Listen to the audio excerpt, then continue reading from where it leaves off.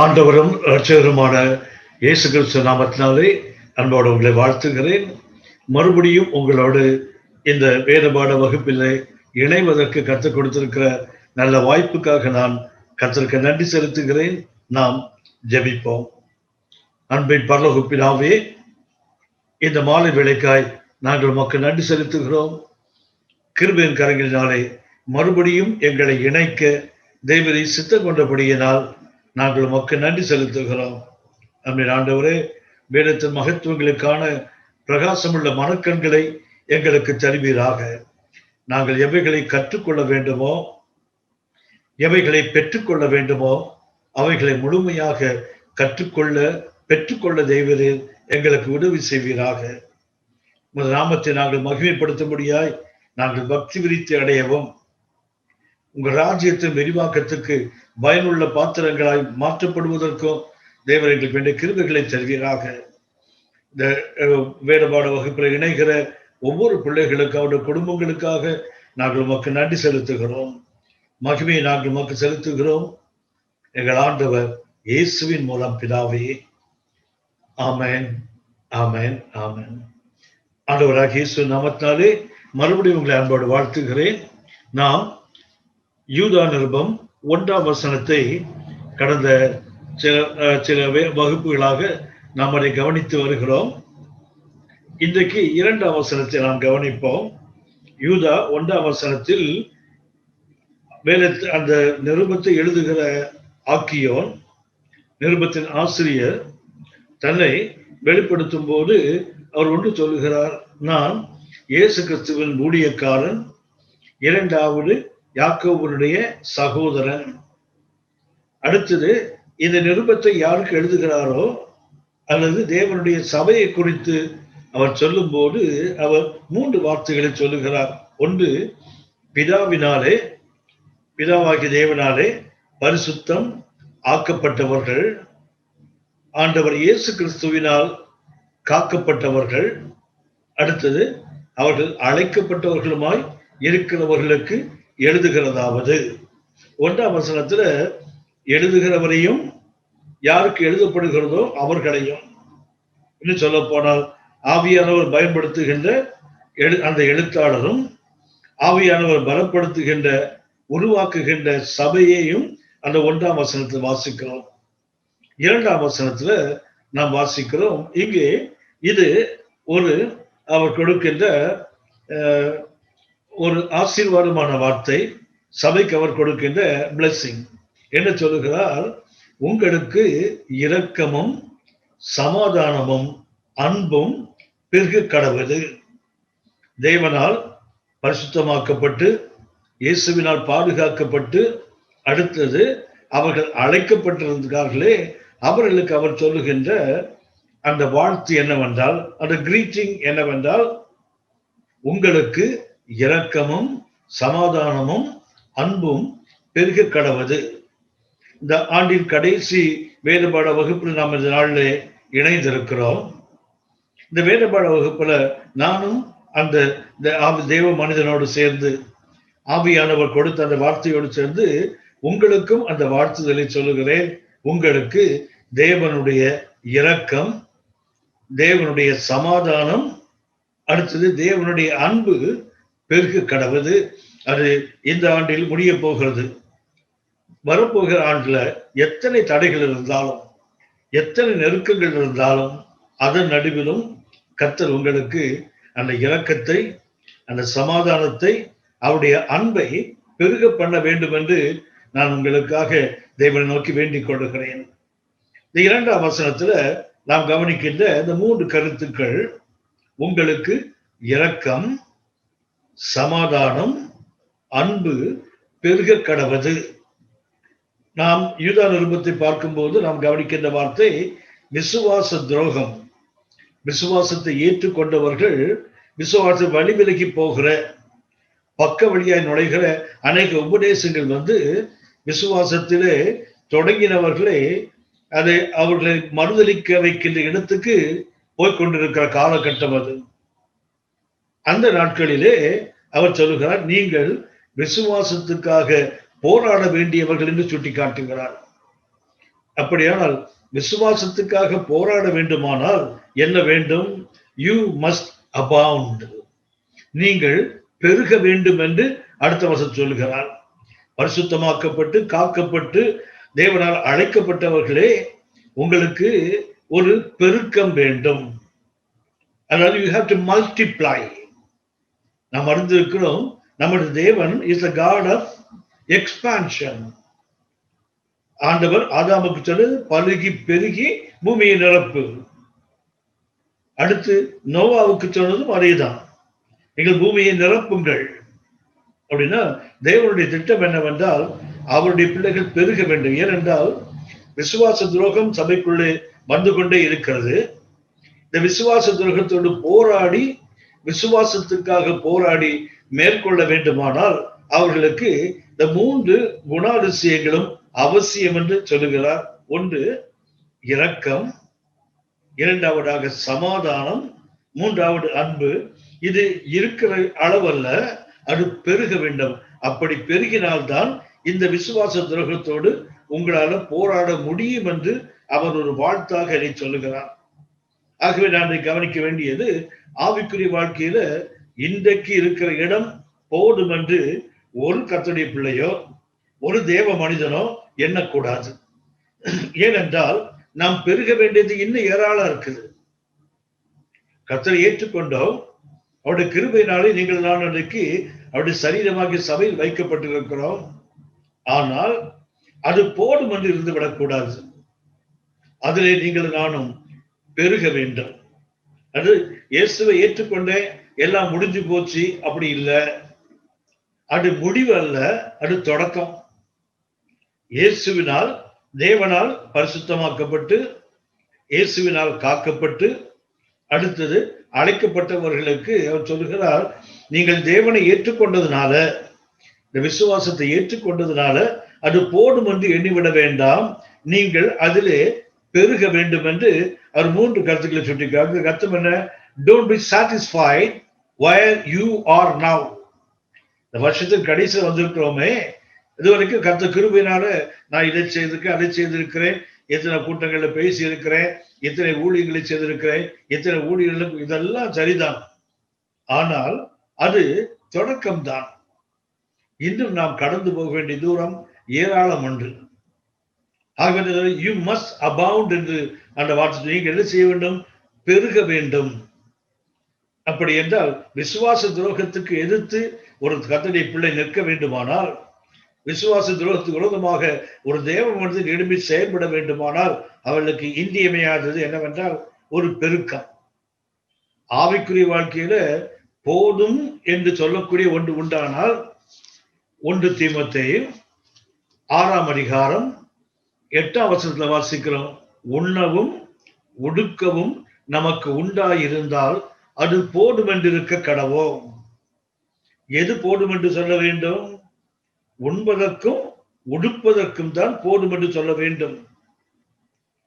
மீதி ஆவிக்குரிய பயிற்சிகள்ல இன்னும் போக வேண்டும், இன்னும் போக வேண்டும், இன்னும்.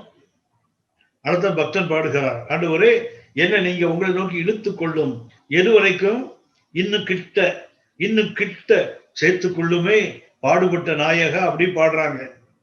ஒரு ஆங்கில பாடலுடைய தமிழ் மொழியாக்கம் இந்த மாதிரி சொல்றாங்க, இன்னும் கிட்ட கிட்ட சேர்த்துக் கொள்ளுமே பாடுபட்ட நாயகா, இன்னும் கிட்ட கிட்ட சேர்த்துக் கொள்ளுமே ஜீவன் தந்த ரட்சகான் தமிழ்ல பாடுறாங்க. ஆனால் அந்த ஆங்கில ஒரிஜினல் பாடல் எப்படி இருக்குன்னு சொன்னா, இன்னும் கிட்ட, இன்னும் கிட்ட, draw me nearer, nearer to the cross where thou hast died. எந்த சிலுவை நீங்கள் மறுத்தீர்களோ அந்த சிலுவைக்கு இன்னும் கிட்ட, இன்னும் கிட்ட என்னை எடுத்துக்கொள்ளுங்க. அடுத்தது draw me nearer. சிலுவைக்கு இழுத்தா மாத்திரம் போடாது, அந்த சிலுவையில நீங்க தொங்கிட்டு இருக்கீங்கள, எனக்காக கல்வாரி சிலுவையில் பிளக்கப்பட்ட அந்த விழா இருக்குத, அந்த விழாவுக்குள்ளதான் அந்த ப்ளீடிங் சைடு இருக்குத, எனக்காக ஈட்டினால் குத்தப்பட்ட அந்த விழா இருக்குத, அந்த விழா காயத்துக்குள்ள நான் உள்ள வந்து உங்களோடு நான் இணைந்து விட வேண்டும். இதுதான் அந்த பாட்டினுடைய அர்த்தம். அப்படின்னா இன்னும் கிட்ட, இன்னும் கிட்ட. எந்த அளவுக்கு? எனக்காக சிலுவையில விழா பிளக்கப்பட்டது, அந்த அங்கிருந்து தண்ணீரும் ரத்தமும் வந்தது, சபை உருவாக்கப்பட்டது. அந்த சபைக்கு இடம் எங்கன்னு சொன்னா அந்த காயப்பட்ட விழாவுக்குள் போய் அவரோடு சங்கமம் ஆவது, அவரோடு இணைந்து இரண்டல கலந்து விடுவது. அந்த வரைக்கும் இன்னும் உள்ள உள்ள உள்ள கிட்ட கிட்ட கிட்ட அப்படின்னா போதும் என்று ஆவிக்குரிய பயிற்சிகள்ல, ஆவிக்குரிய அனுபவங்கள்ல போதும் என்று சொல்வதற்கு ஒன்று கிடையாது. இன்னும் இன்னும் இன்னும் அதுதான் தேவனுடைய விருப்பம், தேவனுடைய சித்தம். நமக்கு அப்படின்னா என்ன இருக்கணும்? உண்பதில் உங்களுக்கு எனக்கு போதும், உடுப்பதில் நமக்கு போதும், இந்த உணர்வு அவசியமே தவிர ஆவிக்குரிய பயிற்சிகள்ல இல்ல. இன்னும் போகணும், இன்னும் போக வேண்டும். ஒன்றை நான் சுட்டி காட்டுகிறேன். நீங்கள் நானும் பெருகாவிட்டால், யூதா நிருபம் 2ஆம் வசனம் சொல்லுகிறது, நீங்கள் இரக்கத்திலும் சமாதான அன்பிலும் உங்களுக்கு பெருக கடவது. அப்போ பெருகாவிட்டால் என்ன ஆகும்? பெருகினால் நம்ம இன்னும் தேவன் கிட்ட போவோம், இன்னும் தேவனுக்கு மகிமை உள்ளவர்களாக பயன்படுவோம். கிட்ட போகாவிட்டால், நிச்சல பெருகாவிட்டால், மத்தேயு 25ஆம் அதிகாரம் நாம் அடிக்கடி கவனிக்கிற வேத பகுதி, மத்தேயு 25ஆம் அதிகாரம், அதுல 28ஆம் வசனத்தை வாசிக்கிறேன். மத்தேயு 25:28 வேதம் சுட்டி காட்டுகிறது, அவனிடத்தில் இருக்கிற தாளந்தை எடுத்து, அவனுக்கு என்ன டேலண்ட் கொடுக்கப்பட்டிருக்கிறதோ அதை என்ன பண்ண எடுத்து 10 தாளந்து உள்ளவனுக்கு கொடுங்கள். மிக தெளிவாக ஆவியானவர் எழுதுகிறார், அவங்கிட்ட இருக்கிற அந்த ஒரு தாளந்தை எடுத்து விடு. அப்படியானால் உங்களுக்கு எனக்கும் நாம் அவருடைய தேவனை ஏற்றுக்கொண்ட போது அவருடைய இரக்கம், அவருடைய சமாதானம், அவருடைய அன்பு நமக்கு வந்தது. அதை பெருக்காவிட்டால் 5 10 வேண்டும், 2 4 வேண்டும், 1 2 வேண்டாமா? பெருகாவிட்டால் என்ன ஆகும்? 29ஆம் வசனம் வாசிக்கிறோம், உள்ளவன் அவனோ அவனுக்கு கொடுக்கப்படும், பரிபூரணமும் அடைவான், இல்லாதவரிடத்திலிருந்து உள்ளதும் எடுத்து கொள்ளப்படும். அதாவது தேவன் கொடுத்த அந்த கிருபைகள் அது பெருகாவிட்டால் என்ன ஆகும்னா, it will taken away. அதை இழந்து போயிடுவோம். யாருக்கு கேட்கிறாங்க? அவனுக்கு தான் 10 இருக்குதே, பரவாயில்ல, உள்ளவனுக்கு கொடு. உள்ளவன் என்றால் என்ன? உள்ளவன் தனக்கு கிடைத்த அந்த 5ஐ பெருக்க வேண்டும் என்ற எண்ணம் உள்ளவன். இல்லாதவன் யாரு? கிடைத்த ஒரு தாளந்தை அதை பெருக்க வேண்டும் என்ற எண்ணம் இல்லாதவன். அதான் சொல்கிறார், உள்ளவன் அவனோ அவனுக்கு கொடுக்கப்படும், அவன் பரிபூர்ணம் அடைவான். இல்லாதவன் அவனோ அவனுக்கு உள்ளதும் எடுக்கப்படும். அப்போ யூதா சொல்லுகிறார், உங்களுக்கு இரக்கம், சமாதானம், அன்பு பெருக கடவுள் என்றால் நீங்கள் நானும் பெருக வேண்டியவர்கள். இதனால ஒரு தீர்மானத்தோடு ஒரு புது ஆண்டுக்குள்ள போனா நல்லதுதான். இன்றைக்கு இருப்பது போல நாம் நாளைக்கு இருப்பது தேவ சித்தம் அல்ல. இன்றைக்கு இருப்பதை பார்க்கலும் 1000 மடங்கு பெருகணும்னு வேதம் சுட்டி காட்டுதில்ல. ஈசாக்குக்கே 100 மடங்கு தான் கொடுக்கப்பட்டது. ஆனால் உபாகமத்தை எழுதும்போது மோசையை கொண்டு ஆவியானவர் எழுதுகிறார், இன்றைக்கு இருப்பதை பார்க்கலும் 1000 மடங்கு நீங்கள் பெருக வேண்டும். அப்படி என்றால் தேவனுடைய விருப்பம் என தன்னுடைய பிள்ளைகள் 1000 என்பது 100 என்பது நமக்கு தெரியும், ஒரு முழுமை. இது 1000 என்பது அதை காட்டிலும் மேலான அனுபவம். அப்படியானால் பெருகாவிட்டால் என்ன ஆகும்? இருக்கிறதும் எடுத்துக் கொள்ளப்படுகிறது. ஆகவே இது நன்றாக புரிந்து கொள்ள வேண்டும். மற்ற 25ஆம் அதிகாரம் 24 வாசிக்கிறோம், ஒரு தாளந்தை வாங்கினவன் வந்து, ஆண்டவனே, நீர் விதைக்காத இடத்தில் அறுக்கிறவர், தெளிக்காத இடத்தில் சேர்க்கிறவருமான கடினமுள்ள மனுஷன் என்று அறிவேன். அப்ப கர்த்தர் சொல்லுகிறார், அந்த எஜமான் அவனை பார்த்து சொல்லுகிறார், என்னை பத்தி உனக்கு தெரியுது இல்ல, இவர் எப்படிப்பட்டவர்? விதைக்காத இடத்துல அறுப்பார், கோதுமை மணி நிலத்திலே விழுந்து செத்ததானால் மிகுந்த பலன் கொடுக்கும்ல. அந்த கோதுமை மணி ஆண்டவர் இயேசு, அது கல்வாரியிலே விதைக்கப்பட்டது. ஆனா இன்றைக்கு காஞ்சிபுரம் மாவட்டத்தில் அறுக்கிறோம்ல, கல்வாரியில் தானே விதைக்கப்பட்டது. இன்னைக்கு உலகம் முழுவதும் நாம் அதை அறுவடை செய்கிறோமே. அப்படி என்றால் இந்த தேவன் எப்படிப்பட்டவர்? விதைக்காத இடத்துல அறுக்கிறவர். அடுத்தது தெளித்தால் தான் சேர்ப்பாங்க. ஆனா இவர் எப்படிப்பட்டவர் என்றால், உலகம் ஒரு நாள் வரப்போகிறது, தமது தூதர்களை அனுப்புகிறார். அவர் அதுக்கு முன்னாடி தெளிக்கல. ஆனா சொல்வார், பூமியின் ஒரு முனை தொடங்கி மறுமுனை இருக்கிற பரிசுத்தவான்களை கூட்டி சேர்க்கிறவர். இவர் விதைக்காத இடத்துல அறுக்கிறவர், தெளிக்காத இடத்துல சேர்க்கிறவர். எவ்வளவு பெரிய அறிவு பாருங்கள் அவனுக்கு. எஜமானை பற்றி ஒரு நல்ல அறிவு இருக்குது. அப்படி இருந்தும் அவனை கத்த சொல்லு, அந்த எஜமான் சொல்லுகிறான் மத்த 25:26, அவனுடைய எஜமான் பிரயோஜனமாக பொல்லாதவனும் சோம்பலுமான ஊழியக்காரனே, நான் விதைக்காத இடத்தில் அறுக்கிறவர் என்றும் தெளிக்காத இடத்தில் சேர்க்கிறவர் என்றும் அறிந்திருக்கிறாயே. உனக்கு ஒரு அறிவு இருக்குதே என்ன பற்றி. நீ என்ன பண்ணிருக்கணும்? அப்படியான பணத்தை நீ காசுக்காரங்கிட்ட போட்டிருக்க வேண்டியதுதானே. அப்படின்னு என்ன? நீ பயன்படுத்தாவிட்டால் பயன்படுத்துகிறவன் கொடுத்திருந்தா அவன் அதை பெருக்கி இருப்பானே. அன்புக்குரியவர்களே, நாம் பெருகாவிட்டால் என்ன நடக்கும் அப்படின்னா, எஜமானை பற்றி எவ்வளவு பெரிய அறிவு இருந்தாலும், அவரை பற்றி எவ்வளவு பெரிய, அதாவது 5 10 அதை சொல்லல, 2 4 சொல்லவில்லை. அந்த 1 பத்திரமா வச்சிருந்தவர் என்ன பண்றான்? அதை மண்ணுக்குள்ள புதைச்சு வச்சுட்டு என்ன பண்றான்? எஜமானம் போது எடுத்து கொடுத்துடணும். அவன் தான் சொல்லுகிறான், நீ விதைக்காத இடத்துல அறுக்கிறாள், தெளிக்காத சேர்க்கிறவர். அப்படின்னு ஒரு பெரிய அறிவு எஜமான பற்றி இருக்குது. ஆனால் அவன் அதை பெருக்கல பாருங்களேன். இதுதான் இன்றைய ஆவிக்கிற வாழ்க்கைக்கு வேதம் சொல்லிக் கொடுக்கிற பாடம். நீங்கள் நானும் பெருக வேண்டும். இன்றைக்கு இருப்பது நமக்கு நிரந்தரம் அல்ல. நாம் போக வேண்டிய தூரம் இன்னும் ஏராளம். கர்த்தருக்காக செய்ய வேண்டிய காரியங்கள் இன்னும் ஏராளம். நாம் என்ன பண்றோம்? இது போடாதா, இந்த வருஷத்துக்கு கடைசியில் வந்து என்ன பண்ணுவோம்? கணக்கு பார்ப்போம். இந்த வருஷத்துக்கு இவ்வளவு செய்திருக்கிறோமே, இவ்வளவு கொடுத்திருக்கிறோமே, இவ்வளவு கர்த்தருக்காக பாடுபட்டு இருக்கிறோமே, இது போடாதா? போடாது. கல்வாரி சிலுவையில் தன் நேசத்தை கொட்டினாரே, அந்த ரத்தத்தை நமக்காக சிந்தினாரு. அதுக்கு ஈடாக என்னத்தை திருப்பி கொடுப்போம்? என்ன கொடுக்க முடியும்?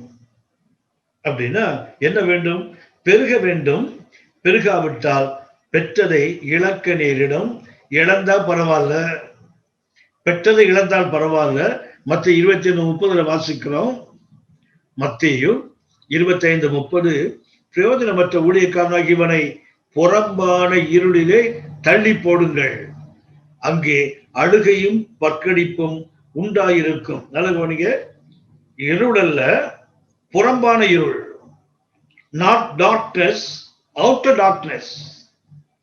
அந்தகாரத்தில் இன்னும் ஆழ்ந்த ஒரு பகுதி. பெற்றதை இழக்கிறது மாத்திரமல்ல, நிச்சயமான ஒரு தண்டனையும் காத்திருக்கிறது. இதுதான் யூதா சுட்டி காட்டுகிறார். நீ விசுவாச துரோகத்தோடு போராட வேண்டிய ஆளு. நீ பெற்றதை வைத்துக் கொண்டு அதை பெருக்காமல் இருந்தால், ஒரு நாள் நீ பெற்ற இரக்கம், கர்த்தர் கொடுத்த சமாதானம், கர்த்தர் ஒன்றில் காட்டின அன்பு அது எடுக்கப்பட்டு விடும். அது யூதா 2ஆம் வசனத்துடைய கருத்து அதுதான். இப்ப என்ன செய்யணும்? அது பெருகாவிட்டால் அடுத்தது ஆவிக்குரிய அனுபவங்களுக்கு கடந்து போயிட்டே இருக்கணும். இதுவரைக்கும் வந்துட்டோம், போடாது. எபிரேயர் 6ஆம் அதிகாரம், எபிரேயர் 6ஆம் அதிகாரம் 1-6 வரை நாம் அதை வாசிக்கிறோம். ஒரு கருத்தை நான் உங்களுக்கு சுட்டி காட்டுங்க, நமக்கு தெரிந்ததுதான். எபிரேயர் 6ஆம் அதிகாரம், ஆகையால் என்று அந்த வசனம் ஆரம்பிக்கிறது. எபிரேயர் பத்தி ஒரு விசேஷம் பார்த்தீங்கன்னா, ஒவ்வொரு அதிகாரமும் அடுத்த அதிகாரத்தோடு முடிச்சு போட்ட மாதிரி இருக்கும். ஆகையால் இப்படி இருக்க, அப்படிதான் போயிட்டே இருக்கும். It is a running letter. தடைபட்டு வருகின்ற கடிதம் அல்ல, ஒரே கடிதம் அப்படியே ஒரே ஒரு ஃப்ளோ அப்படி ஓடுறது. ஆரம்பிக்கிறார். ஆகையால் கிறிஸ்துவை பற்றி சொல்லிய மூல உபதேச வசனங்களை நாம் விட்டு, அடுத்து சொல்லுகிறார் சபையினுடைய அந்த அஸ்திபாரத்தை சொல்லுகிறார். செத்த கிரியைகளுக்கு நீங்களாகும் மனம் திரும்புதல், தேவன் பேரில் இருக்கின்ற விசுவாசம், ஸ்நானங்களுக்கு அடுத்த உபதேசம், கைகளை வைக்குதல், மரித்தோரின் உயிர்த்தெழுதல், நித்திய நியாய தீர்ப்பு ஆகிய இவைகளை மறுபடியும் நீங்க என்ன பண்ணாதீங்க, அந்த அஸ்திபாரத்தை மறுபடியும் போடாமல் பூர்ணராகும்படி கடந்து போவோமாக. பெருக வேண்டும். அடுத்தது இதுவரைக்கும் பெற்ற ஆவிக்குரிய அனுபவங்களை கடந்து இன்னும் இருக்குது. ஏன்னா பூரணர் ஆக வேண்டுமானால், பெருக வேண்டுமானால் இன்றைக்கு இருக்கிற ஆவிக்குரிய பயிற்சிகள் அனுபவங்கள் போதாது, அதை கடந்து போனதான் நடக்கும். போகாவிட்டால் என்ன ஆகும்? பெருகாவிட்டால் சொன்னேன், கொடுத்தது எடுக்கப்படுகிறது, அவன் தண்டிக்கப்படுகிறான். சரி, எனக்கு அனுபவங்கள் இருக்குது, நான் அதை கடந்து போக அங்கே நின்று விட்டால் என்ன ஆகும்? எபிரேயர் 6ஆம் அதிகாரம் 4 முதல் வாசிக்கிறோம். ஏனெனில் ஒரு தரம் பிரகாசிக்கப்பட்டும் பரம ஈவை ருசி பார்த்தும் பரிசுத்த ஆவியை பெற்றும் தேவனுடைய நல்வார்த்தையையும் இனி வரும் உலகத்தின் பலனையும் ருசி பார்த்தும் மறுதளித்து போனவர்கள். என்ன ஆகும் அப்படின்னா, இந்த அனுபவங்களை கடந்து ஒரு இடத்துல நின்று விட்டால் ஆவிக்குரிய வாழ்க்கையில ஒன்றில் வளர வேண்டும், இல்லைன்னா பின்னாடி போகணும். இரண்டுக்கும் நடுவே ஒரு இடம் இல்லை. இரண்டுக்கும் நடுவே ஒரு இல்லை. ஒன்றில் நீங்க வளர்கிற கூட்டத்தில் இருக்கணும், இல்லைன்னா பின்மாற்ற கூட்டத்தில் தான் இருக்கணும். அந்த 6ஆம் வசனம் வரைக்கும் படிச்சு பார்த்தீங்கன்னா அங்க இருப்பது என்ன? எபிரேயர் 6ஆம் அதிகாரம் 1 முதல் அது 6. இன்னும் சொல்ல போனா 7ஆம் வசனம் இன்னும் பொல்லாதது, 8ஆம் வசனம் அதை விட பொல்லாதது. சுட்டரிக்கப்படுவதே அதன் முடிவுன்னு இருக்கும். அப்படி என்றால் நாம் பெருக வேண்டும். அடுத்தது ஆவிக்குரிய அனுபவங்களை கடந்து போக வேண்டும். அப்பதான் விசுவாச துரோகத்தோடு நம்மால போரிட முடியும், நம்மால எதிர்த்து நிற்க முடியும். கிடைத்த அனுபவங்கள் போடுன்னு உட்கார்ந்துட்டா என்ன ஆகும்னா, அந்த அனுபவங்கள் குறையும். நான் சொன்னேனே, இரண்டுக்கும் நடுவே ஒரு இடம் இல்லை. ஒன்றில் வளரணும், இல்லைன்னா தேய்ந்து போக வேண்டும்.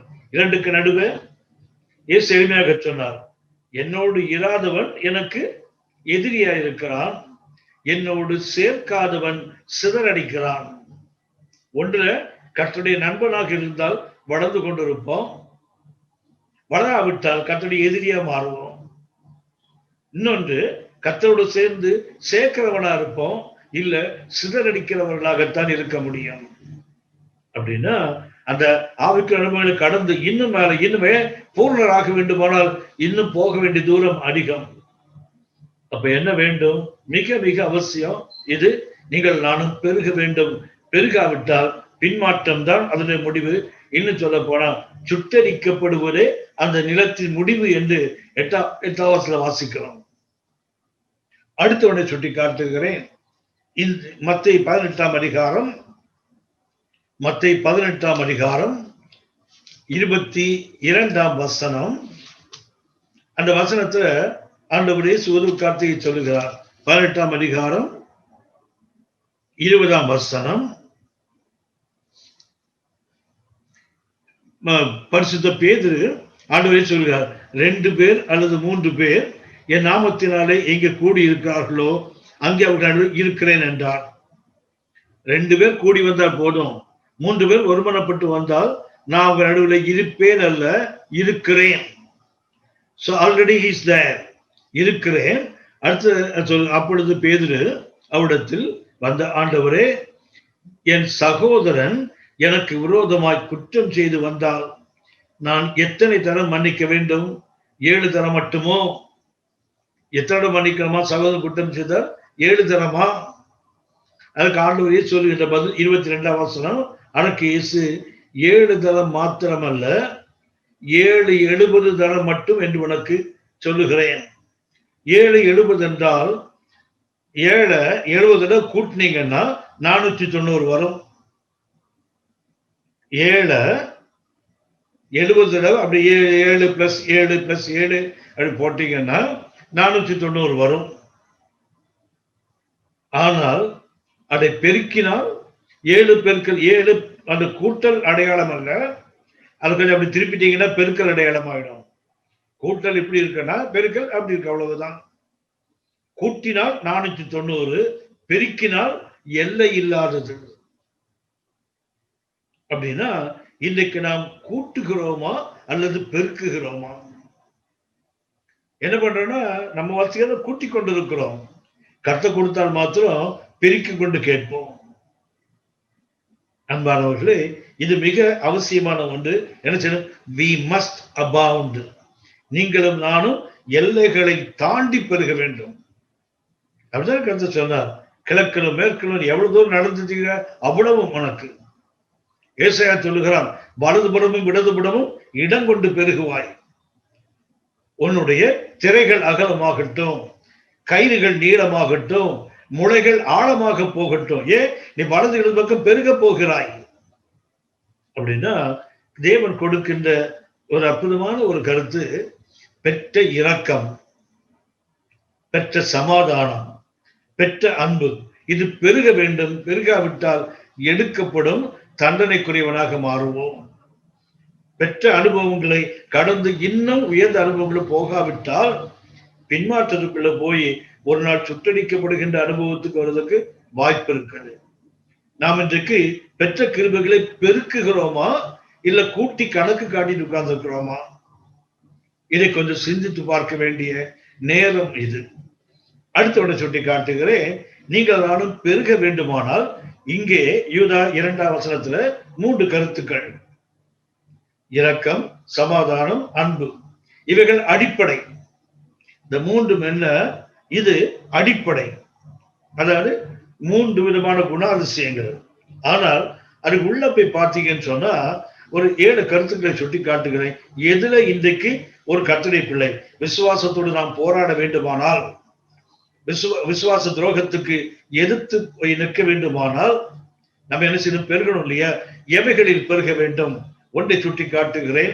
ரோமர் 15ஆம் அதிகாரம் 13ஆம் வசனத்தை பார்த்தால், ரோமர் 15ஆம் அதிகாரம் 13ஆம் வசனத்தில் வேதம் சுட்டி காட்டுகிறது, பரிசுத்த ஆவியின் பலத்தினாலே, பரிசுத்த ஆவியின் பலத்தினாலே உங்களுக்கு நம்பிக்கை பெருகும்படி. எதிலே ஒரு கர்த்தருடைய பிள்ளை பெருக வேண்டும்? நம்பிக்கையிலே. நம்பிக்கையிலே பெருக வேண்டும். ஏன்? கர்த்தரை ஏற்றுக்கொண்ட போது ஆவிக்குரிய அனுபவங்கள் நமக்கு கொஞ்சம், அதே போல வருகின்ற சோதனைகளும் உபத்திரவங்களும் கொஞ்சமா தான் இருக்கும். ஆனா கர்த்தரோட ஆவிக்குரிய வாழ்க்கை நடக்க நடக்க நடக்க எந்த அளவுக்கு நாம் கடந்து போகிறோமோ அந்த அளவுக்கு பிரச்சனைகள் பெருகுது, எதிர்ப்புகள் பெருகுது, எதிரியின் தாக்குதல் பெருகுது. அப்போ உங்களுடைய என்னுடைய நம்பிக்கை பெருக வேண்டாமா? நம்பிக்கை பெருகாவிட்டால் நான் தோற்று போறதுக்கு வாய்ப்பு இருக்கு. விசுவாச துரோகத்தை எதிர்த்துல நாமே விசுவாச துரோகத்துக்கு அடிமையாகி விடுவோம். ரோமர் 15:13 சொல்லுகிறது, பரிசுத்த ஆவியின் பலத்தினாலே உங்களுக்கு நம்பிக்கை பெருகும்படிக்கு நம்பிக்கையின் தேவன் விசுவாசத்தினால் உண்டாகும் எல்லாவித சந்தோஷத்தினாலும் சமாதானத்தினாலும் உங்களை நிரப்புவாராக. அப்படி என்றால் ஒரு தேவனுடைய பிள்ளை விசுவாச துரோகத்துக்கு எதிர்த்து நிற்க வேண்டுமானால் அவங்க எதை பெருக வேண்டும்? He must abound in hope. நம்பிக்கையில் பெருக வேண்டும். அதுக்கு யார் உதவி செய்யறாங்க? பரிசுத்த ஆவியானவருடைய பலம். அந்த பரிசுத்த ஆவியின் பலத்தினாலே நமக்கு நம்பிக்கை பெருகும். இப்படி எதிர பெருக வேண்டும்? முதல்ல நம்பிக்கையிலே பெருக வேண்டும். அடுத்தது இரண்டாவது, கர்த்தருக்காக செய்கின்ற கிரியைகளிலே பெருக வேண்டும். கர்த்தருக்காக செய்கிற அந்த கிரியைகளில் நீங்கள் நானும் பெருக வேண்டும். 2 கொரிந்தியர் 8ஆம் அதிகாரம் 2 கொரிந்தியர் 8ஆம் அதிகாரம் 7ஆம் வசனத்தில் வாசிக்கிறோம். 2 கொரிந்தியர் 8ஆம் அதிகாரம் 7ஆம் வசனம், அல்லாமலும் விசுவாசத்திலும் போதிப்பிலும் அறிவிலும் எல்லாவித ஜாக்கிரதையிலும் எங்கள் மேலுள்ள உங்கள் அன்பிலும் மற்ற எல்லா காரியங்களிலும் நீங்கள் பெருகி இருக்கிறது போல இந்த தர்ம காரியத்திலும் பெருக வேண்டும். ஒன்று நம்பிக்கையில் பெருகிறோம். அடுத்தது பரிசுத்தவான்கள் பாடுபடும் போது, பரிசுத்த ஜனங்கள் துன்பங்களில் இருக்கும் போது, இந்த மக்கள் நீங்க சொல்லப்பட்டது எருசலேமில் உள்ள பரிசுத்தவான்களுக்கு அங்கே பஞ்சம் குறைவு. அப்போது மக்கதோனியா மாசிடோனியாவில் உள்ள விசுவாசிகள் சபை என்ன பண்றான், அவன் தரித்திரம் உள்ளவன், நான் குறைவுள்ளவன். ஆனாலும் அவங்க என்ன பண்றாங்க, அவங்க எதுல, விசுவாசத்துல, போதிப்பதுல, அறிவிலே, எல்லாவித ஜாக்கிரதையிலே, எங்கள் மேலுள்ள அன்பு, மற்ற எல்லா காரியங்களிலும் பெருகுகிறீர்கள். எதிலையும் பெருகணும், தர்ம காரியத்திலும் பெருக வேண்டும். அப்படின்னா இன்னைக்கு விசுவாச ஒழுக்கத்தை எதிர்த்து நீங்கள் நானும் போராட வேண்டுமானால் என்ன வேண்டும், தர்ம காரியங்கள், பிறருக்கு கொடுப்பதில் தேவையுள்ள. நம்முடைய வழக்கம் என்னன்னா, தேவையில்லாதவங்களுக்கு கொண்டு போய் கொட்டுவோம், நிறைவா இருக்கிறவனுக்கு இன்னும் கொஞ்சம் கொடுக்க முயற்சி செய்வோம். ஆனால் யாருக்கு தேவை, அந்த குறைவுள்ளவனுக்கு தானே கொடுக்கணும். அவங்களுக்கு நாம கொடுக்க மாட்டோம். இங்க சொல்லுகிறார், எல்லாவற்றும் பெருகுகிறீங்க, அதே போல இந்த தர்ம காரியத்திலும் பெருக வேண்டும். இரண்டாவது பேர் என்ன, காட்ஸ் ஒர்க், கர்த்தருடைய அந்த வேலைகளை, கிரியைகள்ல நீங்கள் நானும் பெருக வேண்டும். மூன்றாவதாக கர்த்தருடைய அந்த கிருபையின் வேலை. முதல்ல தர்ம காரியம் சொன்னேன், அது காட்ஸ் ஒர்க், கர்த்தர் செய்யற வேலை. அடுத்தது என்னன்னா கிரேசியஸ் ஒர்க், கிருபையினாலே செய்யப்படுகின்ற வேலை. 1 கொரிந்தியர் 15ஆம் அதிகாரம், 1 கொரிந்தியர் 15ஆம் அதிகாரம் 58ஆம் வசனம், 1 கொரிந்தியர் 15:58. ஆகையால் எனக்கு பிரியமான சகோதரரே, கர்த்தருக்குள் நீங்கள் படுகிற பிரயாசம் விருதாவாய் இராதென்று அறிந்து நீங்கள் உறுதிப்பட்டவர்களாயும் அசையாதவர்களாயும் கர்த்தருடைய கிரியையிலே எப்பொழுதும் பெருகிறவர்களாகவும் இருப்பீர்களாக. அந்த கிருபையினாலே என்ன செய்ய நீங்கள் நானும் பெருக வேண்டும். அதை சுட்டி காட்டுகிறார். ஏன்னா சோர்ந்து போயிடக்கூடாது. ஆகியனால எனக்கு பிரியமான சகோதரரே, நமக்கு ஜெயம் கொடுக்க ஒரு தேவன் இருக்கிறார், ஜெயம் கொடுப்பது இயேசு என்று ஒரு நாமம் இருக்குது. ஆகையினால கற்றுக்கொள்ளப்படுகிற பாடுகள் இருக்குது. அவர் கிருபை இல்லாவிட்டால் நம்மளால பாடுபட முடியாது.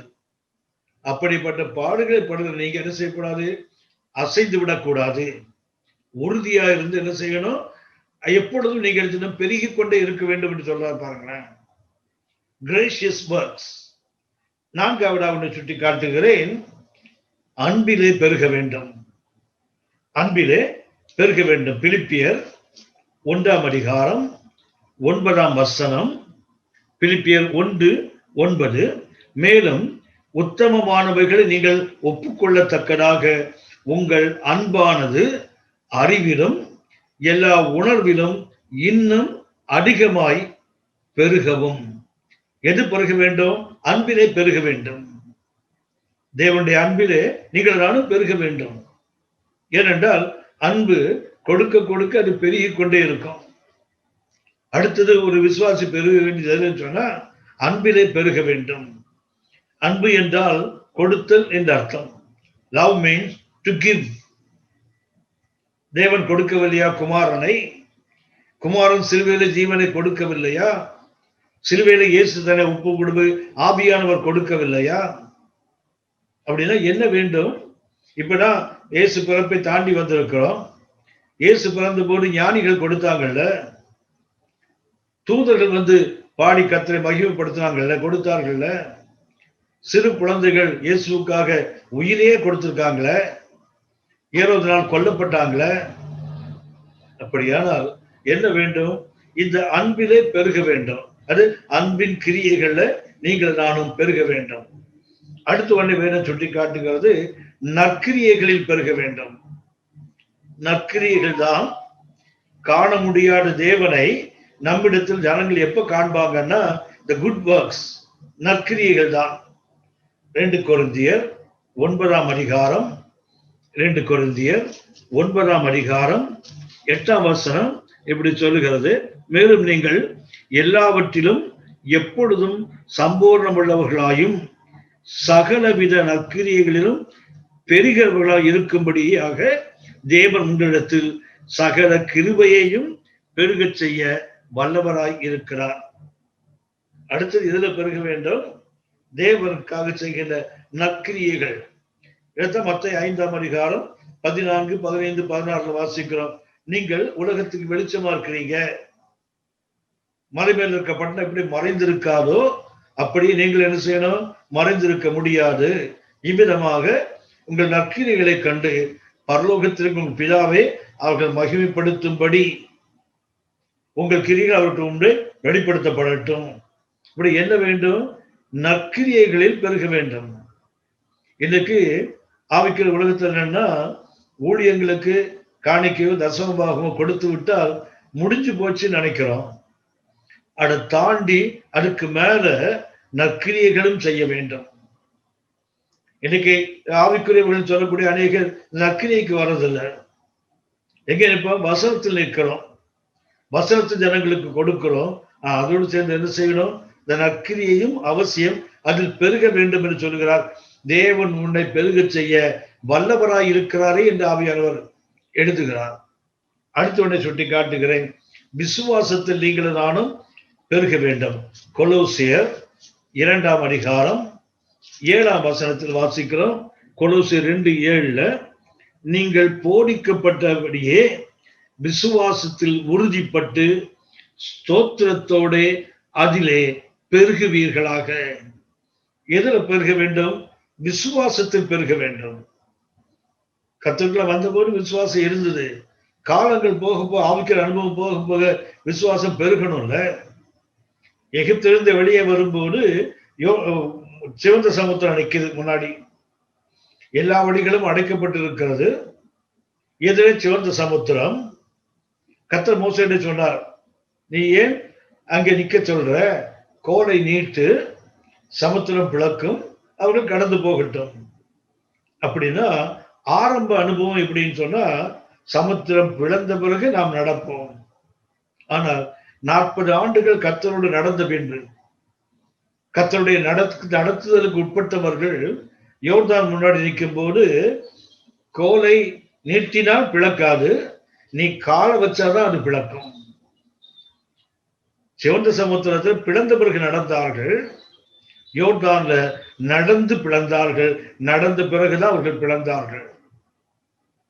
அப்படியானால் இதுல மிக அவசியமான ஒன்று, விசுவாசத்தில் வளர வேண்டும். வளராவிட்டால் நீங்கள் நானும், அது பெருகாவிட்டால் நீங்கள் நானும் விசுவாச துரோகத்துக்கு எதிர்த்து நம்மால எதையும் செய்ய முடியாது. முதல்ல சொன்னது போல நாமும் வஞ்சிக்கப்பட்டு போக வாய்ப்பு இருக்குது. கடைசியாக ஒன்றை சுட்டி காட்டுகிறேன், கிறிஸ்தவ குணாதிசயங்கள், கிறிஸ்டியன் கேரக்டர் அல்லது கிறிஸ்டியன் குவாலிட்டிஸ், இதில் நீங்கள் நானும் பெருக வேண்டும்.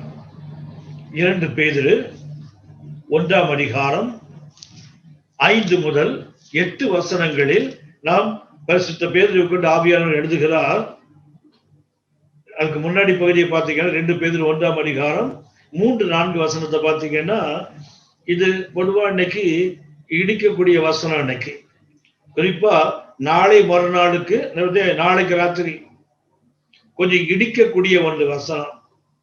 ஏன் தெரியுங்களா?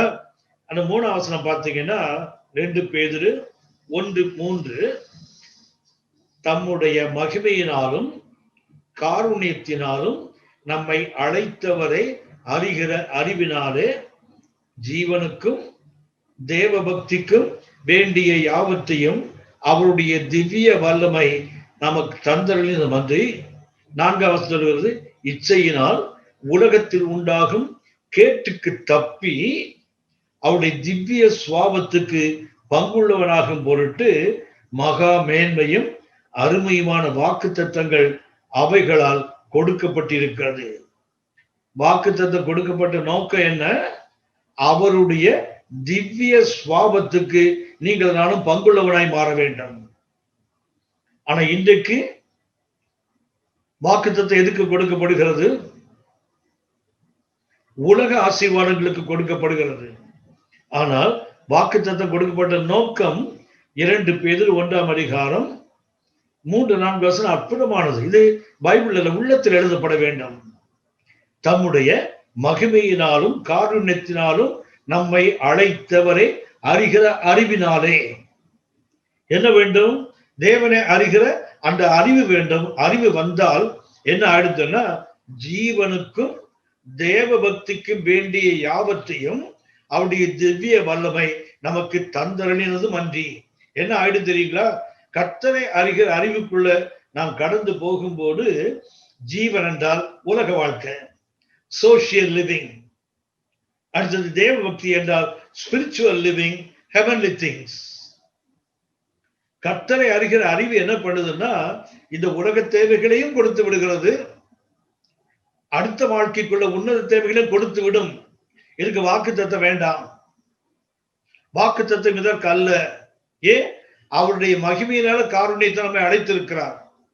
எனக்கு ஜீவனுக்கு தேவபக்திக்கு வேண்டிய யாவற்றையும் அவருடைய திவ்ய வல்லமை நமக்கு தந்தருளுகிறது. அடுத்தது அது மாத்திரமல்ல, அடுத்தது இச்சையினால் உலகத்தில் உண்டாகும் கேட்டுக்கு நம்மை தப்ப வைக்கிறது. ஒன்று, உலகத்தின் தேவைக்கு உன்னதத்தின் தேவையும் கொடுக்கிறது. இரண்டாவதாக, உலகத்தின் இச்சைகள் நம்ம மேற்கொள்ள முடியாது. என்ன செய்யும்? இச்சைகளுக்கு நாம தோற்று போகாமல் நம்மை காக்கிறது. அடுத்தது மிக அற்புதமாக சுட்டி காட்டுகிறார், நீங்கள் நான் இந்த கேட்டுக்கு தப்பி அவருடைய திவ்ய சுவாபம், இயேசுடைய குணாதிசயங்கள், தேவ தன்மைகள் என்னவோ அவைகளை என்ன செய்யணுமா? திவ்ய சுவாபத்துக்கு பங்குள்ளவனாவதற்குத்தான் மகா மேன்மையும் அருமையுமான வாக்குத்தத்தங்கள் அவைகளால். எவைகளால்னா கர்த்தரை அறிகிற அறிவினால் நமக்கு கொடுக்கப்பட்டிருக்காது. அன்றைக்கு நம்ம வாக்குத்தத்தத்தை பயன்படுத்தி ஜனங்களை ஒரு மாயைக்குள்ள வைத்திருக்கிறோமோ என்று தோன்றும். நான் சொல்லுது என்னுடைய கருத்து அல்ல, கர்த்தருடைய கருத்து, ஆவியானவர் சொல்லுகின்ற கருத்து. வாக்குத்தத்தத்தின் நோக்கமே நீங்கள் நானும் உலக தேவைக்கு அல்ல. ஏன்னா அது கர்த்தர் அறிகிற அறிவே வந்திருந்தது. அடுத்தது உலகத்தோட இச்சைகளுக்கு நம்ம தப்பு வைக்கிறது கர்த்தர் அறிகிற அறிவு. அடுத்தது என்ன கொடுக்குதுன்னா, தேவன் அறிகிற அறிவுக்குள்ள போகும்போது என்ன ஆயிடும்? அவருடைய திவ்ய சுவாபத்துக்கு, அவருடைய தெய்வீக குணங்களுக்கு நீங்கள் நானும் பங்குள்ளவனாய் மாறுவதற்கு மகா மேன்மையும் அருமையுமான வாக்குத்தத்தங்கள் அவைகளால் நமக்கு கொடுக்கப்பட்டிருக்கிறது. வாக்குத்தத்தம் எதுக்கு கொடுக்கப்பட்ட நோக்கம் வேணும் சொல்லுது. அன்றைக்கு வாக்குத்தத்தம் நமக்கு இன்னைக்கு அந்த ஜீவனுக்குள்ள காரியங்களுக்கு மாத்திரமே பயன்படுத்தி கொண்டிருக்கிறோம். தேவனுடைய நோக்கம் அது அல்ல. இந்த 2 பேர் 1:5 இப்படி இருக்க, எப்படி இருக்க? இந்த 3-4 வசனம் சொன்னேனே, இப்படி இருக்க நீங்கள் அதிக ஜாக்கிரதை. என்ன செய்யணும்? ஏற்கனவே அவருடைய திவ்ய சுவாபத்துக்கு பங்கு, இச்சைகளுக்கு தப்பித்தோம். இரண்டாவது, உலக தேவை உன்னத தேவையை பெற்றுக் கொள்கிறோம். இப்படி இருக்க நீங்க என்ன செய்யணுமா? அதிக ஜாக்கிரதை உள்ளவர்களாய் உங்கள் விசுவாசத்தோட தைரியத்தை, அடுத்தது தைரியத்தோட ஞானத்தை, அடுத்தது ஞானத்தோடு இச்சை அடக்கம், இச்சை அடக்கத்தோட பொறுமை, பொறுமையோடு கூட தேவ பக்தி, தேவ பக்தியோட சகோதர சிநேகம், சகோதர சிநேகத்தோடு அன்பையும் கூட்டி வழங்குங்கள். 8 கிறிஸ்தவ குணாதிசயம், 8 attributes of a believer, Christian qualities. 8 காரியங்களை சொல்லுகிறார். முதல் சொல்லுகிறார், அதிக விசுவாசத்தோடு கூட்டிக் கொண்டே வரணும். கடைசி சொல்லணும், அன்பையும் கூட்டி வழங்குங்கள். இவைகள் உங்களுக்கு உண்டாயிருந்து பெருகினால் உங்களை நம்முடைய கர்த்தராகிய இயேசு கிறிஸ்துவை அறிகிற அறிவிலே வீணரும் கனியத்தவனாகவும் இருக்க ஒட்டாது. இவைகளில் இல்லாதவன் எவனோ? அப்படி என்ன வேண்டும்? இந்த பெருகிக் கொண்டே வருது பாருங்களேன். வெறும் ஃபெய்த் இல்ல, 2 பேதுரு 1:5 வெறும் இல்ல, ஜாக்கிரதையோடு இருந்து விசுவாசத்தோடு கூட்டிக்கொண்டே வாங்க. அப்படி இருந்தால் என்ன ஆகும்னா, பரலோகத்துக்குள்ள போறதுக்கு எந்த தடையும் இருக்காது என்று 11ஆம் வசனத்துல முடிப்பார். இப்படி என்ன வேண்டும்? கிறிஸ்டியன் குவாலிட்டிஸ்ல நீங்களும் நானும் பெருக வேண்டும். திரும்ப சுட்டி காட்டுகிறேன், இன்றைக்கு நீங்கள் நானும் பெருக வேண்டும் என்றால் யூதா 2ஆம் வசனத்தின்படி இரக்கம், சமாதானம், அன்பு இவைகள் நமக்கு இருந்து பெருகினால் அதனுடைய பலன், அதனுடைய கனி என்னவா இருக்கும்? ஒன்று சொன்னேன், நம்பிக்கை. இரண்டாவதாக கிருபையின் கிரியைகள். மூன்றாவது கர்த்தருடைய வேலைகள். நான்காவது அன்பு. ஐந்தாவது நற்கிரியைகள். ஆறாவதாக விசுவாசம். ஏழாவதாக கிறிஸ்தவ குணாதிசயம். இவைகள் பெருக வேண்டும். அப்படி என்றால் கொஞ்சம் யோசிச்சு பாருங்க, நாம் இதுல பெருகுகிறோமா? பெருக வேண்டிய வேதம் சுட்டி காட்டுகிறது. அதுக்கு அடுத்த நிலைக்கு போகிறேன். நீங்கள் நானும் விசுவாச துரோகத்துக்கு எதிர்த்து போராட வேண்டுமானால் அந்த யூதா நிருபம் சொல்லப்பட்ட அந்த 3 கருத்துக்கள், இரக்கம், சமாதானம், அன்பு, இந்த 3 எழுதும் போது முதல்ல காட்ஸ் மர்சி, கர்த்தருடைய இரக்கம். அந்த இரக்கத்துக்கு அர்த்தம் என்னவென்றால் கர்த்தருடைய மனதுருக்கத்தினால் செய்கின்ற உதவி. இரக்கம் என்பதற்கு அர்த்தம் என்னவென்றால் கர்த்தர் தனது கம்பேஷனேட், அவருடைய மனதுருக்கத்தினால் அவர் நமக்கு செய்கின்ற உதவி இருக்கு பார்த்தீங்களா, அதுதான் இரக்கம். யூதா நிருபம் 21ஆம் வசனத்துல அதை ஆவியார் எழுதுகிறார், தேவனுடைய அன்பினாலே உங்களை காத்துக்கொண்டு நித்திய தேவனுக்கு ஏதுவாக நம்முடைய கர்த்தராகிய இயேசு கிறிஸ்துவினுடைய இரக்கத்தை பெற காத்திருங்கள். இரக்கம் என்பது என்ன? அது 21ஆம் வசனத்துல வாசிக்கிறோம். இது யூதா 21ஆம் வசனத்துல வாசிக்கிறோம். இது இயேசுவிடத்திலிருந்து வருவது.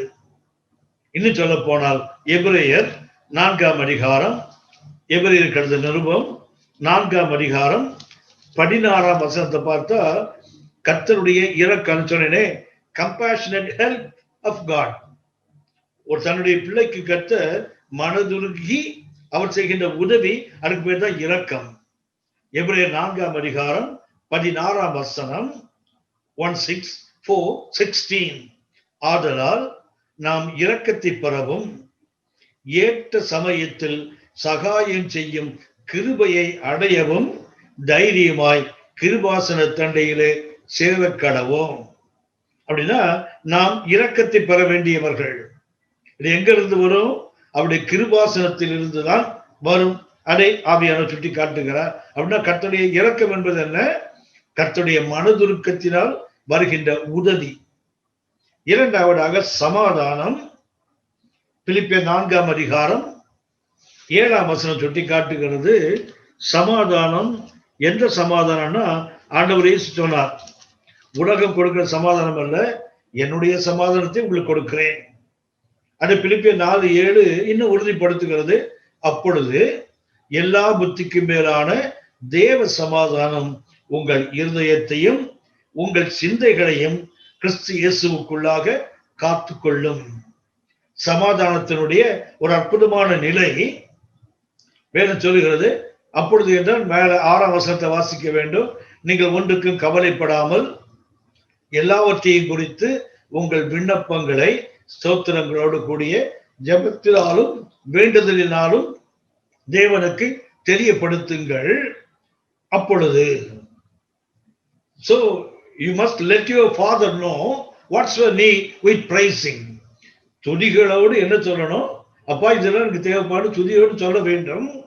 ஆனால் என்ன செய்யக்கூடாது? அப்பொழுது எல்லா புத்திக்கும் மேலான தேவ சகதன a peace above all our understanding. நம்முடைய புரிந்து கொள்வதற்கு அப்பாற்பட்டது. தேவை இருக்குது, ஜெபிக்கிறோம், துதிக்கிறோம், ஆனா தேவை சந்திக்கப்படல. ஆனால் எல்லா புத்திக்கு மேல ஒரு தேவ சமாதானம் உள்ள வருது பாருங்களேன். இதைத்தான் யூதா 2ஆம் சுட்டி காட்டுகிறது. நீ தேவ இரக்கத்தை பெறுகிறாய், தேவனுடைய மனதுருக்கத்தின் உதவி. இரண்டாவது உனக்கு கர்த்தர் ஒரு சமாதானத்தை கொடுக்கிறார். என்ன சமாதானம்? தேவ சமாதானம். தேவனிடத்தில் என்ன சமாதானம் இருக்குதோ அந்த சமாதானத்தை உனக்கு கொடுக்கிறார். கொடுக்கும்போது என்ன ஆகும்? Peace above all your understanding. உன்னுடைய புரிந்து கொள்வதற்கு அப்பாடி. எப்படி நடந்தது? எப்படி சந்திக்கப்படல, ஆனா என் மனசு வந்து சமாதானமா இருக்குத. இது தேவன் தான் கொடுக்க முடியும். மூன்றாவதாக அந்த அன்பு இருக்குத. அந்த அன்பு மிக அவசியமான ஒன்று. 1 யோவான் 4ஆம் அதிகாரம் 8ஆம் வசனம். 1 யோவான் 4ஆம் அதிகாரம் 8ஆம் வசனம் மிக தெளிவாக அந்த கருத்தை நமக்கு சுட்டி காட்டுகிறது. அன்பில்லாதவன் தேவனை அறியான். அன்பில்லாதவன் தேவனை அறியான். தேவன் அன்பாகவே இருக்கிறார். God is love. அர்த்தம் என்ன? Singular, present, continuous. God is love என்றால் அர்த்தம் என்ன? Singular, present, continuous. யாத்திராகமம் 3ஆம் அதிகாரம் 14ஆம் வசனத்தை மோசேக்கு சொன்னாரே, I am, நான் தான். கர்த்தாவே உங்க பேர் என்ன? I am. அர்த்தம் என்ன? Singular, present, continuous. அதே போல அவருடைய அன்பு எப்படிப்பட்டது? தேவன் அன்பாகவே இருக்கிறார் எல்லா காலங்களுக்கும். கண்டினியூஸ். இப்போ இருக்கிறாரா? இருக்கார். எப்போ இருப்பாரா? எப்போதும் இருப்பார்.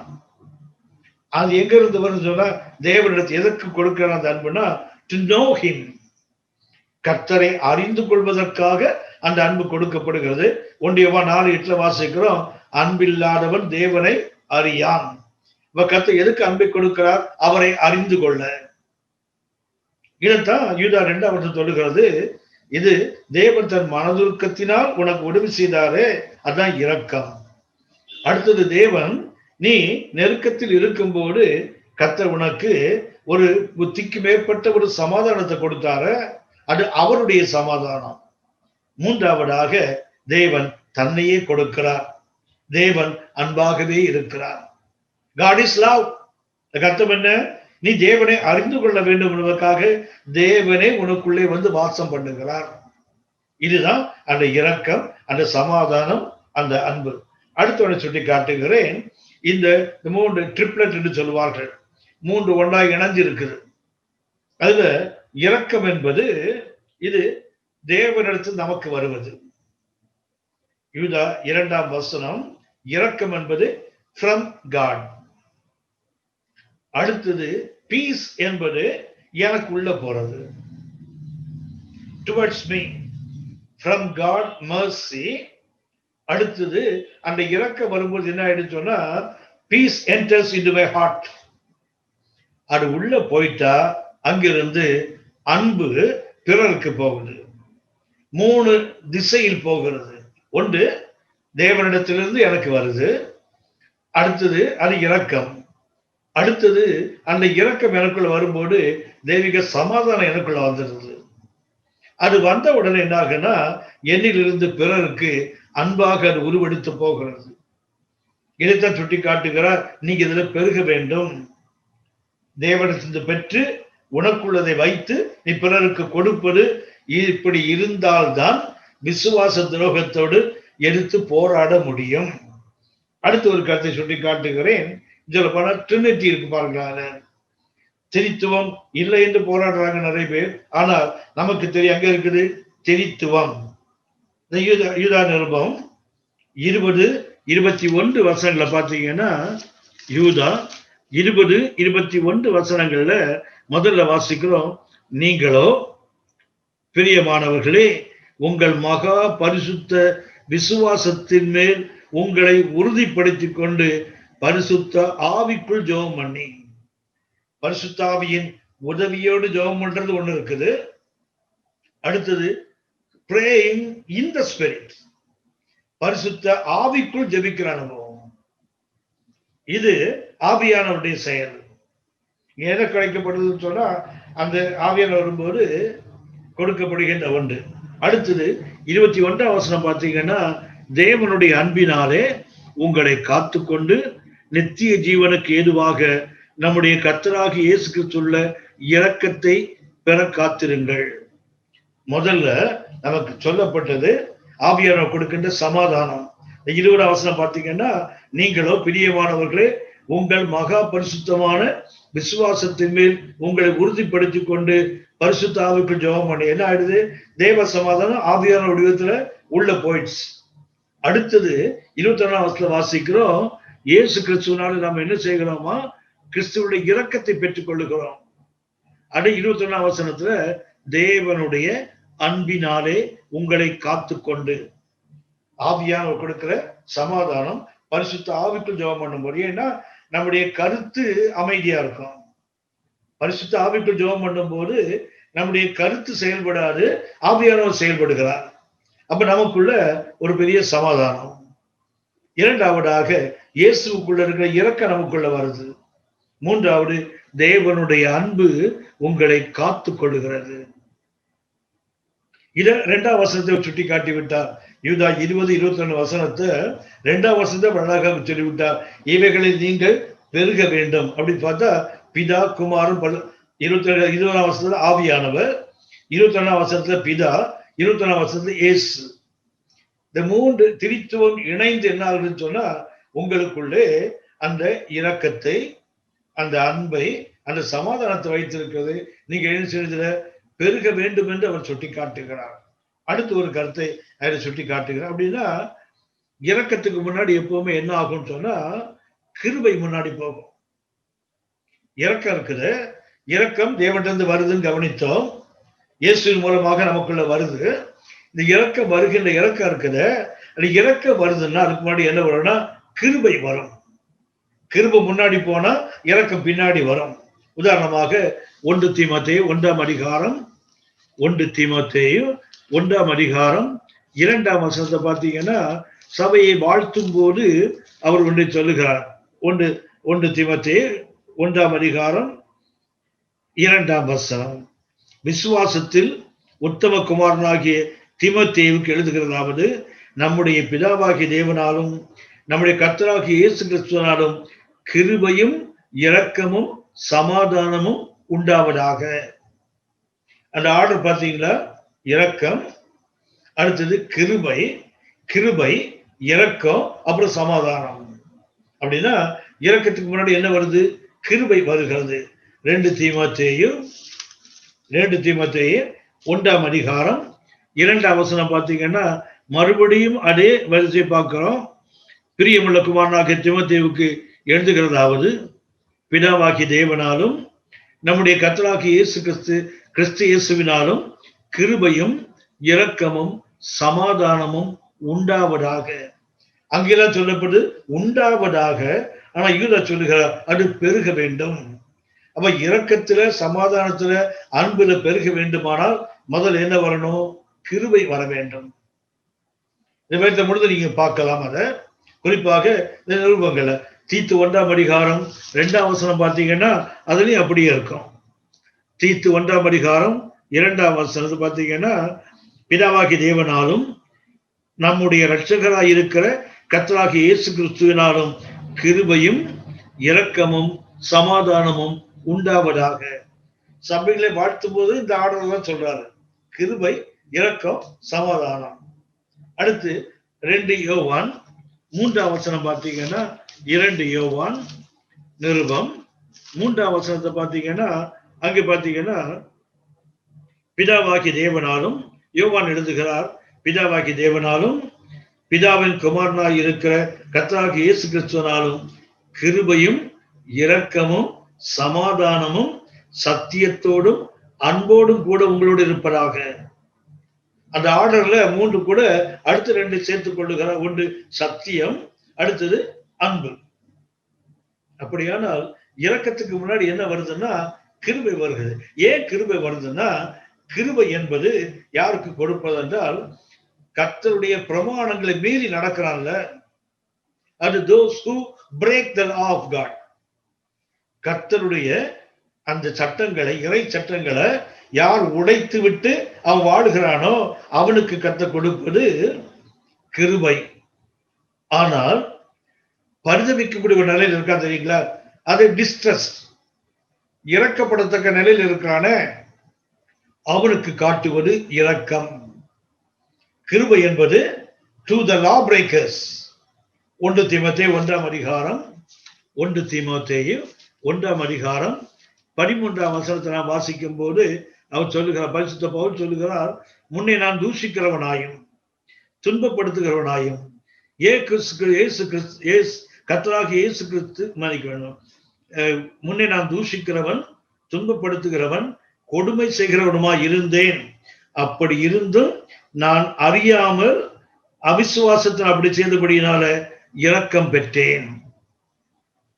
என்ன கொடுக்கப்படுது? இவருக்கு இரக்கம் கொடுக்கப்படுகிறது. ஏன்னா இவர் யாருன்னு சொன்னா, தக்கரவும் மணிக்கு எப்படி இருக்காரு? ஒரு டிஸ்ட்ரெஸ்ல இருக்காரு, ஒரு பரிதபிக்கப்பட்ட நிலைமையில் இருக்கிறார்.